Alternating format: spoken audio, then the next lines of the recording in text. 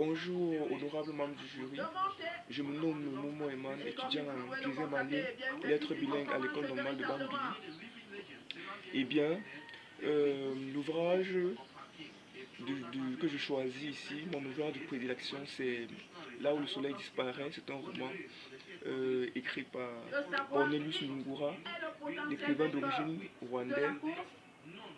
Et on le connaît sous le pseudonyme de Corneille, c'est un chanteur également. Et son histoire, je m'en vais tout de suite vous raconter, vous donner la quintessence, le résumé.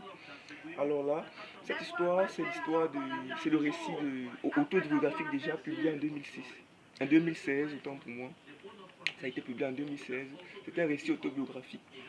Et l'histoire commence déjà par l'enfance du personnage principal qui est Corneille, passé déjà en Allemagne, de façon apaisée, de façon sans anicroche, sans incident, avec sa famille, son père Pascal, son père Émile et sa mère Pascasie Lungura.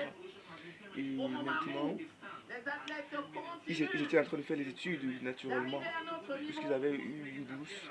Et quelques années après, ils retournent dans leur pays d'origine qui est le Rwanda. Et déjà, sachons-le, Pascasie était autour et Emile était petit. Les deux ennemis donc connaissent donc une haine, c'est-à-dire c'est ça qui déclenche donc le génocide. Puisque quelques temps après, étant au Rwanda, il vivait à Kigali dans leur maison. Et il y a donc le génocide éclate, ça divise les Hutus et les Tutsis. Et donc, le point fort, le point cumulant dans cet ouvrage, c'est cette fameuse nuit du 14 avril 1994, la nuit où tout va chambouler. C'est-à-dire, pendant qu'on tuait les gens tout à coup, pendant qu'il y avait des coups de feu, des massacres, les destructions massives de biens, alors des groupes armés vont entrer dans la maison familiale de la famille Ngura, vont assassiner son père, sa mère et ses trois petits frères dans la maison. Et après cela, ça va meurtrir Corneille. Corneille déjà a échappé parce qu'il y a eu coupure lors de l'attentat et il s'est caché, il s'est dissimulé en bas d'une chaise.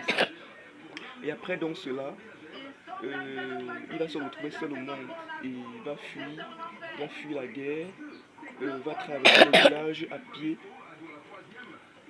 les villages à pied, jusqu'à aller avec les réfugiés. Et grâce à l'aide d'un ami, il va se retrouver en Allemagne.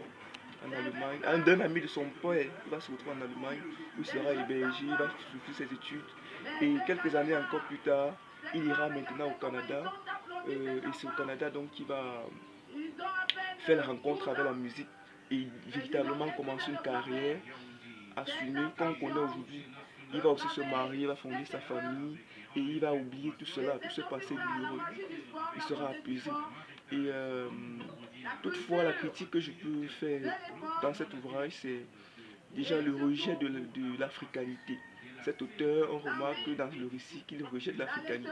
Il ne voudrait pas, en fait, il veut oublier le passé. Il ne veut plus avoir à renouer avec ce Rwanda. Il ne veut plus revenir dessus. Et je m'en vais donc, en conclusion, donc, je m'en vais faire un récit expressif, donner un extrait expressif de cet ouvrage. En démarrant ce récit, je savais que les pages du génocide et du massacre de ma famille au Rwanda en 1994 m'attendaient. Je savais qu'écrire cette douleur passée, c'était mettre des cuillerées de pili-pili sur la chair encore fraîche d'une plaie que je voulais à tout prix croire fermée. Merci beaucoup au noir membre du jury. Clap de